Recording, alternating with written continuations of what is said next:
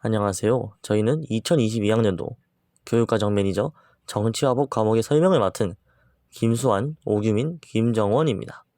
이제 시작하겠습니다. 먼저 정치화법에서 무엇을 배우는지에 대해 알아보도록 하겠습니다. 정치화법은 민주주의와 헌법, 민주국가와 정부, 정치과정과 참여, 개인생활과 법, 사회생활과 법, 국제관계, 한반도 이렇게 총 6개의 단원으로 이루어져 있습니다.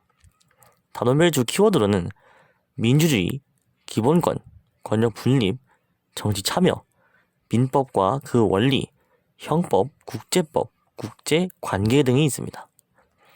실제로 여러분이 이 단어를 공부할 때 가장 중심이 되는 단어들이라 생각하시면 되겠습니다.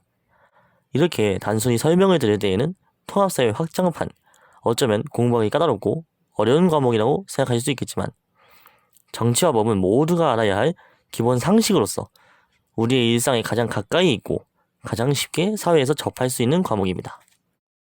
다음으로 직접 이 과목을 듣고 공부한 저희가 가장 재미있고 인상 깊었던 단원을 설명하겠습니다. 국가기관의 역할과 상호관계 중 헌법재판소의 역할에서 입법부와 행정부에 가려져 잘 알지 못하던 사법부의 권한과 영향을, 국회의 역할에서 단순 입법기관이라고만 알고 있었던 국회의 일반 국정에 대한 역할을, 다양한 정치 주체의 역할과 참여 중 언론을 통한 시민의 정치 참여 과정이 저희가 가장 공부할 때 재미있었고 또 열심히 공부한 부분들이었습니다. 여러분은 그렇다면 정치화법을 왜 배워야 하는지 궁금해하실 겁니다.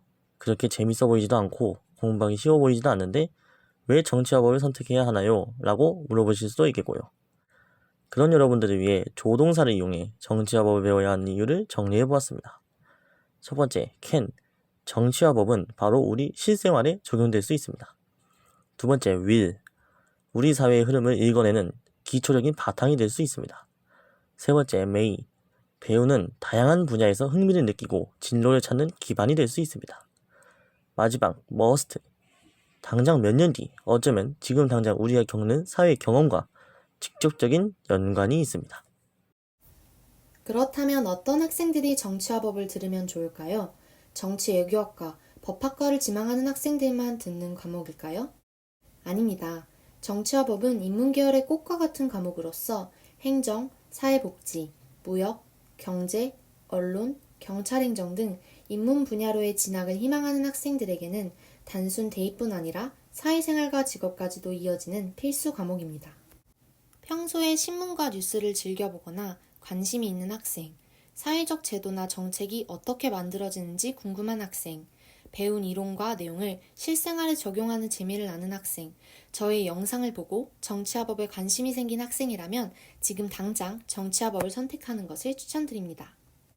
그렇다면 마지막으로 정치화법을 어떻게 공부하면 좋을지 저희 선배들의 꿀팁을 알려드리도록 하겠습니다. 보이는 사진들은 실제 저희의 공부 자료입니다.